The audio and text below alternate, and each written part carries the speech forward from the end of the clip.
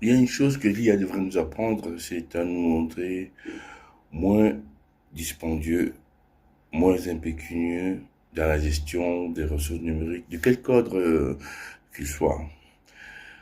Pourquoi? Parce que je pense que les plus grands progrès ont été faits lorsqu'on a été soumis aux limitations en termes de capacité de mémoire, de stockage, de calcul des différentes générations d'appareils ou de systèmes. Maintenant que nous avons des puissances incommensurables même dans un smartphone, euh, on se rend compte que l'utilisation qui en est faite est, est des plus euh, banales. Je veux dire que pourquoi disposer d'autant de puissance dans un iPhone ou dans un Samsung S si c'est juste pour faire quelques photos d'une banalité affligeante? Cette puissance de calcul devrait être réorientée vers des usages beaucoup plus importants dans des zones où elle fait défaut. Il y a là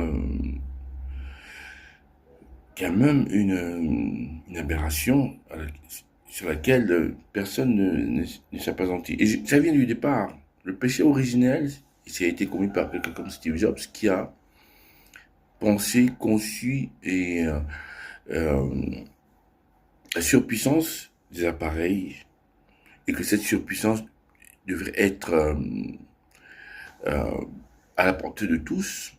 Peut-être pensait-il qu'on en ferait un usage d'une grande noblesse, mais je pense que la puissance du calcul, les capacités inouïes en termes de capture d'images qui ridiculisent les Hasselblad les plus avancés aujourd'hui, tout cela tient dans un smartphone et dont l'usage qui est fait est des plus rudimentaires. Il y a quand même cette dichotomie qu'il faut remettre un peu en cause. Et lorsqu'on arrive au niveau de l'intelligence artificielle, c'est la même chose, c'est-à-dire que on va donner de la capacité à beaucoup de personnes, on va démocratiser l'intelligence artificielle, mais pour quels usages? Pour quels usages?